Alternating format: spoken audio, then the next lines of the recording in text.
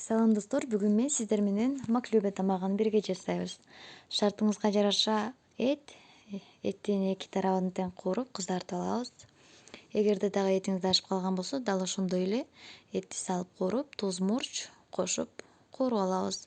Бир даана пияз жана бир даана болгар керектелет, таттуу болгары. Кууруп алабыз пияз, андан соң болгар.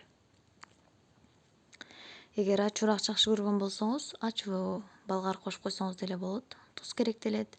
Жакшылап кууруп алган соң, биздин даяр болгон этибизди салып, кайрадан кууруп, суу куюп алабыз. Этибиз даяр болуп бышканга чейин 40 мүнөт, 35 мүнөт акырын отто кайнатып бышырып алабыз. Мен ата коштум. Эгерде көкчөп жакшы көрсөңүз, кошуп койсоңуз болот.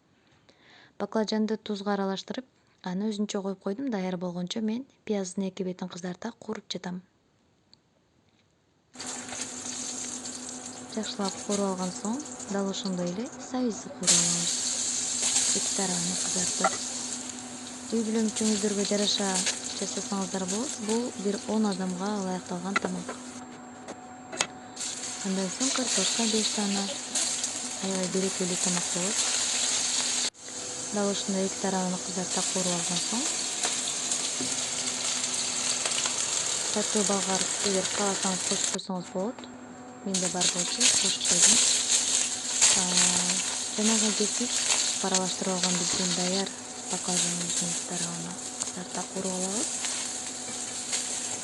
Эгерде сиз куурулган тамак жакшы көрсөңүз, кууруп жасасаңыз болот. Эгерде диетада болгон болсо, дал ушул эле продуктылардын баарына сууга кайнатып бышырып алсаңыз болот.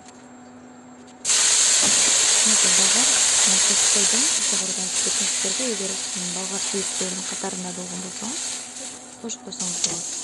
Баарын кууруп алдык. Эми ирети менен салган гана жумуш калды. Сливочный масло менен майлап алабыз. Андан соң помидор. Иреттеп салуу башка ыкма менен деле салсаңыз болот. Биринчи этти, андан соң катуу нерселерди салсаңыз деле болот. Мага ушул рецепт өзгөчө жагат. Андан соң баклажан,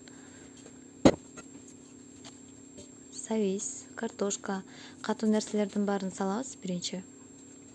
Ар бир слойго бир аздан туз, бир аздан мурч кошуп коебуз.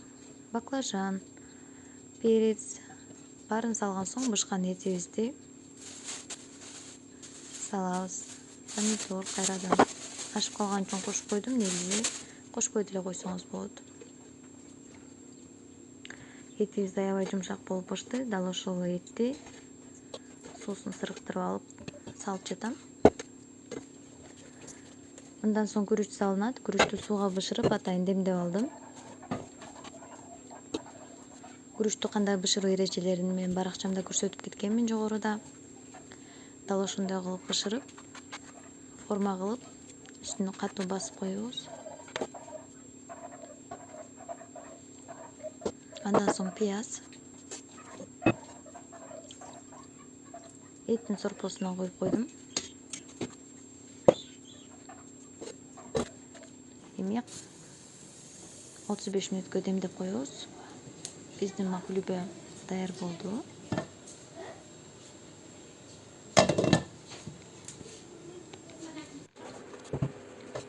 Эми акырын чоң подноско салабыз.